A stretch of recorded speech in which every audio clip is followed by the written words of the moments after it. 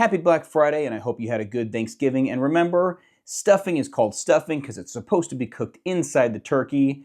If you like it cooked outside the turkey and call it dressing, you are a communist and you can unsubscribe to my channel. This is going to be hopefully a short-ish video on why I believe that the SIG 226X5 and all of its different X5 variants is the best SIG handgun ever produced.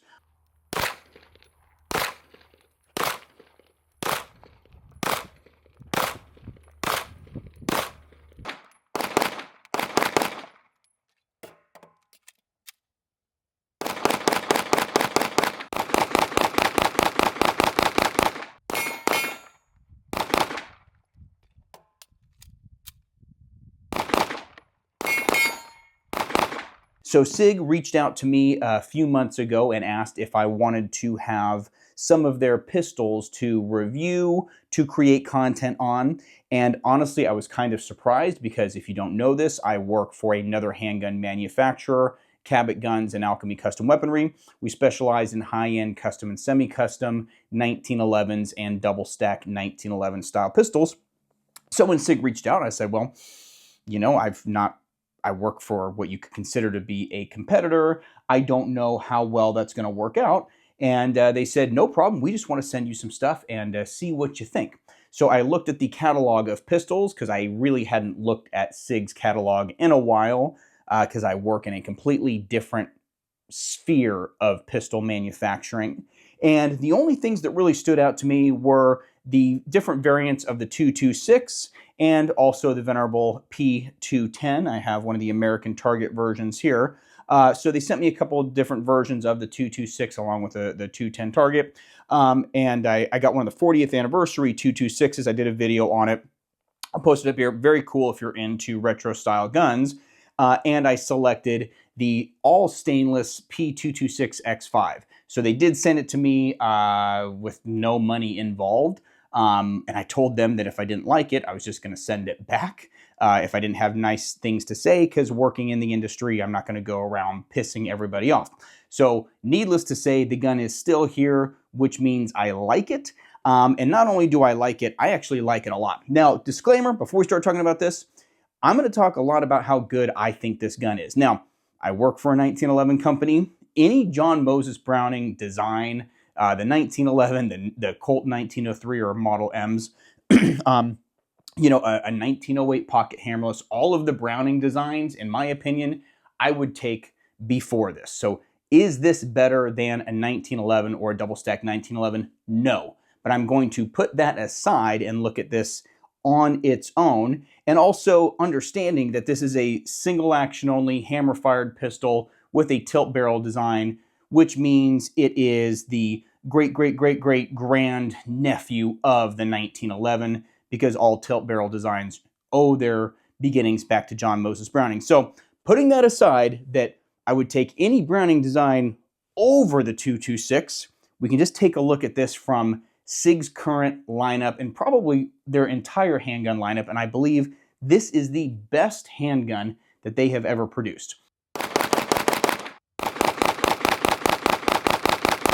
I have shot plenty of 320s. I actually had a first generation 320. I've shot many of the different variants, including the M17 and M18, and the 320 does not do it for me. I really don't like striker fire guns, period, but the 320 specifically, all the different variants, not for me. So let's talk about why I think this is the best handgun SIG has ever produced. And before we get into it, if you're saying, oh no, the P210, oh, guess what? There's a P210 Target, American made right here. Well, you might be one of those folks that says, oh, well, what about the Swiss P210? That's a fantastic gun. Guess what? Got a Swiss P210 right here. This is better than this, hands down. So getting into the 226X5, why I think it's the best gun that they produce. Number one is the fact that it is single action only. So that means that when you pull the trigger, if you haven't cocked the hammer or, you know, cocked the slide back to cock the hammer, nothing is going to happen.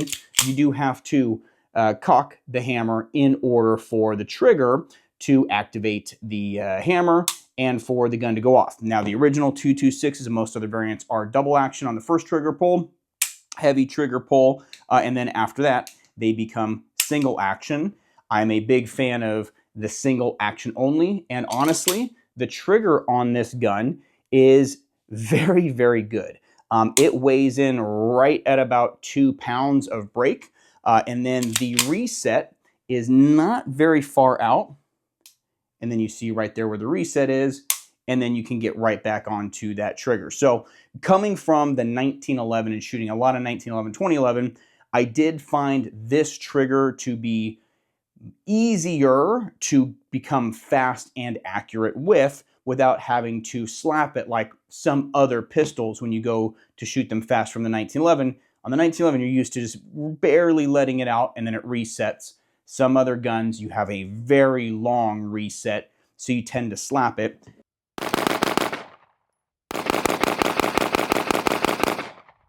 This is a gun where you can very, very quickly, if you're a 1911 guy, go from not having shot it to shooting it relatively quickly, and the trigger is good. The trigger does have pre-travel and over-travel adjustments, so you can adjust how far the trigger sits.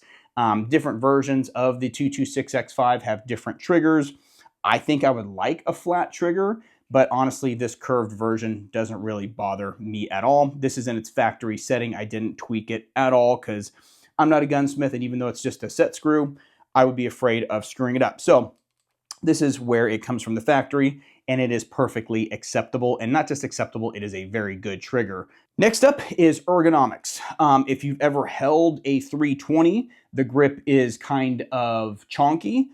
This grip has very good ergonomics. It is very much akin to like a CZ75 on the grip angle. So it is very ergonomic, very easy to get your hand around. And overall, I find all of the controls are in the exact right spot for the most part, save one from where I'd want them to be. So first off, you have an ambidextrous thumb safety. So ambidextrous meaning for a righty, your left thumb rides on it. Lefty, your right thumb rides on it. And the thumb safety is unique compared to 1911s, where you can actually actuate the slide with the thumb safety on. So for example, I don't know why you would do this, but let's say you loaded a magazine in with the topped off with rounds, and you wanted to cock the hammer or load the chamber and cock the hammer. You can do that with the thumb safety up, and you're still going to be in a safe position. I don't know why you would want to do that, but it's kind of cool that you can do that. Next down on the ergonomics is going to be the slide stop location. Now on the original 226, if you see here, it's got this decocking lever. The slide stop is really far back. So the original 226, the way I shoot with a thumb over grip, I do override this slide stop. So in most instances, the slide does not lock open on me.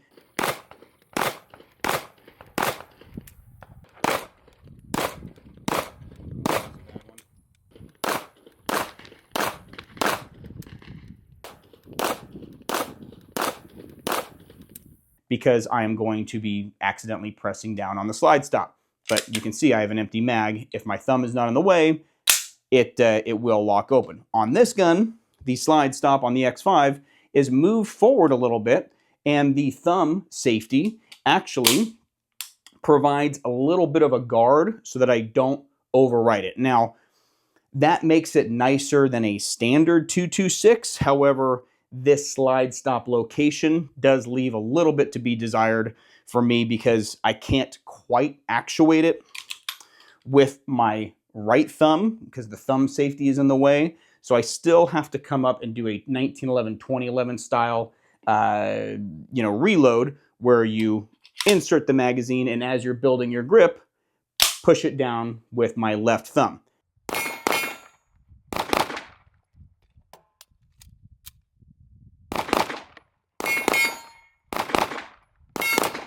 The problem with that is this is so far back, it is a little bit slower on the reload to hit that and then rebuild my grip and go back to work on a slide lock reload. But it's not that big a deal. I wish that was a little further forward, but not ideal.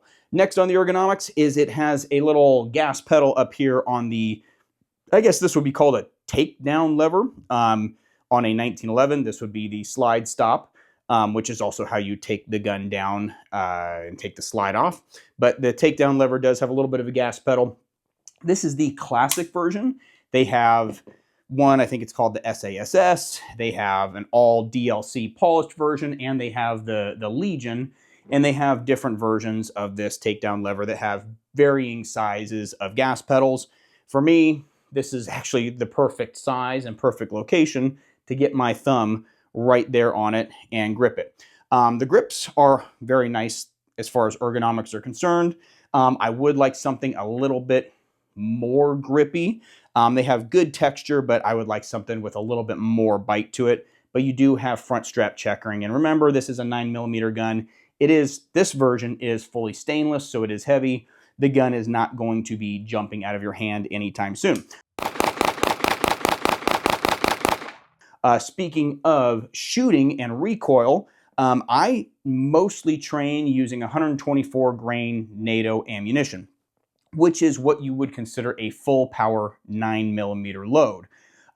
It'll be 124 grains, traveling roughly between 1150 and 1250 feet per second. So it is more of a stout round than what most target ammunition is. But with that being the case, and I've heard a lot of people say, well, the 226 is great, except for that high, the high bore axis, meaning the bore of the gun is high above your grip.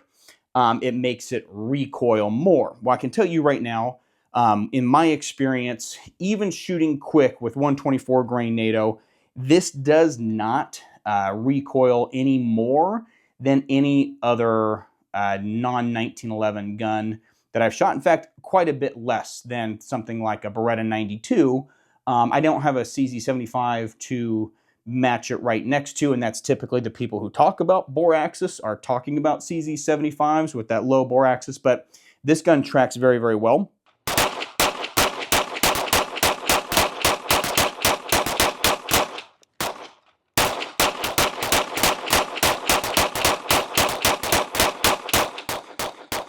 And for me, when I'm shooting, the thing that I really am looking for isn't how much it recoils, but it's how it returns to zero, because certain guns can be oversprung, meaning as the gun recoils and it comes forward, it tends to overdrive the gun down. Obviously, all this can be mitigated with training and grip and a really good grip, but this gun does return to zero very, very nicely.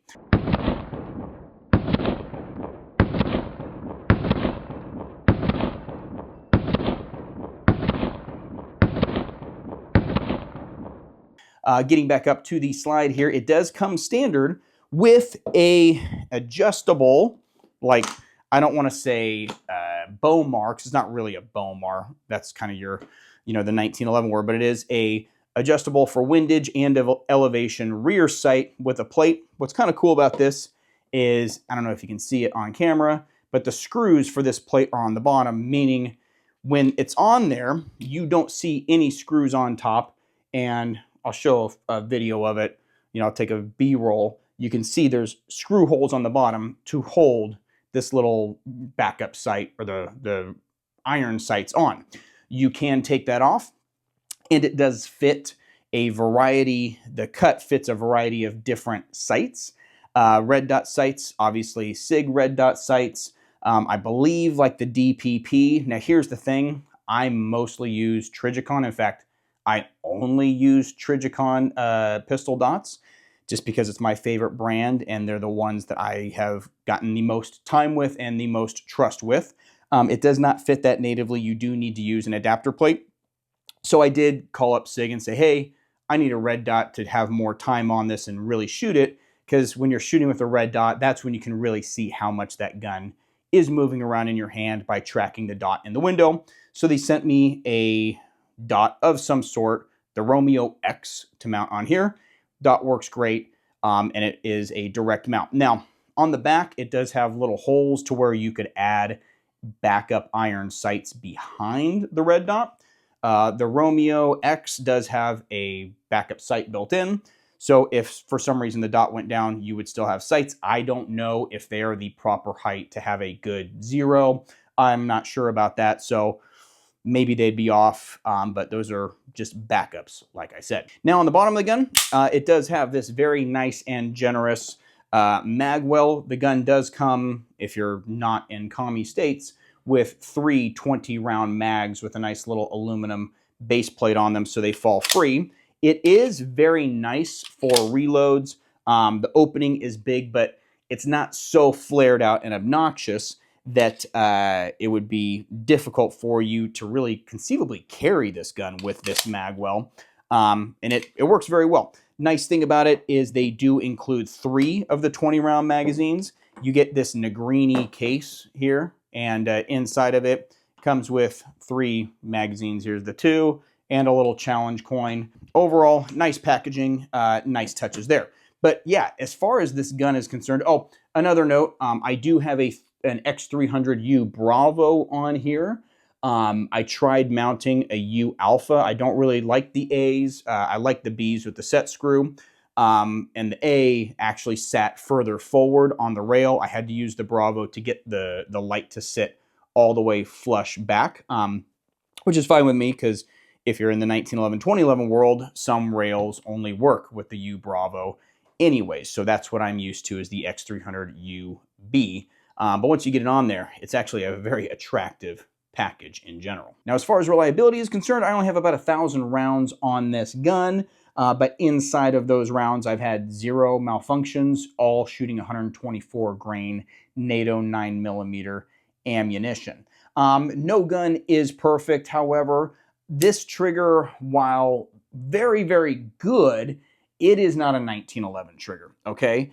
So it is slightly vague when you come up to the wall. It does not have a super crisp break. It has more of a rolling trigger.